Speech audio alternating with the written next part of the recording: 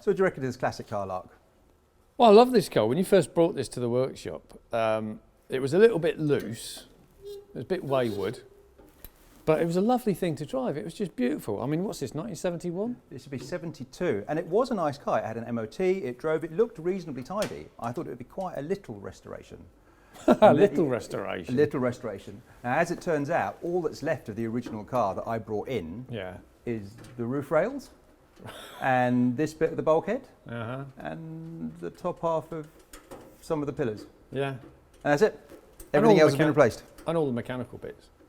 Except, well, the engine, different chassis. So it has turned out to be a significantly larger project than I thought.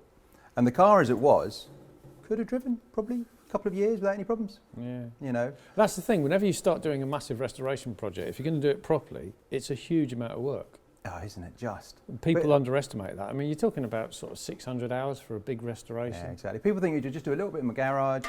It's not going to cost anything, you know, just do little bits and pieces here and there. It's just not going to be. You can pass the 7/16th? I believe I can.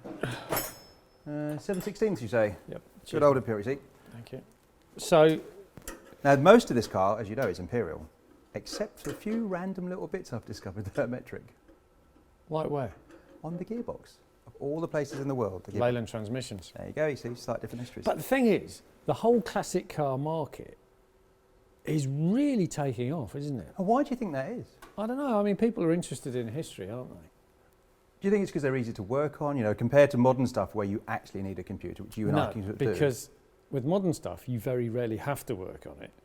Whereas this stuff, you're constantly having to work on it. Adjust the timing, clean up the points, all these sort of things need constant adjustment.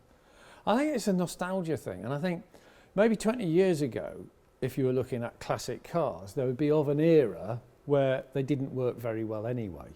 And so people just accepted that. But now, a classic car, you know, you're talking about stuff from the 70s and even from the 80s as classic cars. That's right, I know. Which are actually very good, usable cars. So I think the whole market's changed. So is there a thing that people want to get involved? That modern cars, as you say, they just work. For all that people complain, oh, they're too complicated. They just generally work and they like to get their hands dirty a bit.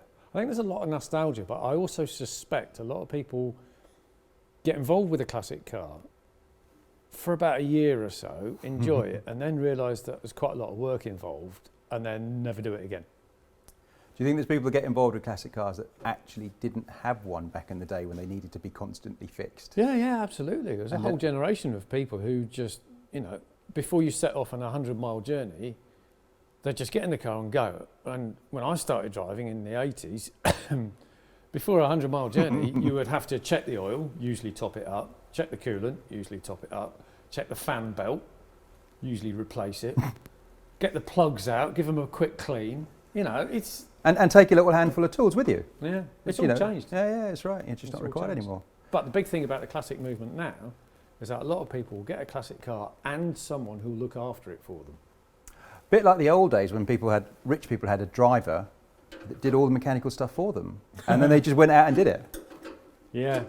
Yeah. So you think classic cars are going to stay on the road for a bit then, in this sort of new renaissance of being properly looked after? I really do. I think these things are going to keep going for years. I look forward to driving them for many years to come.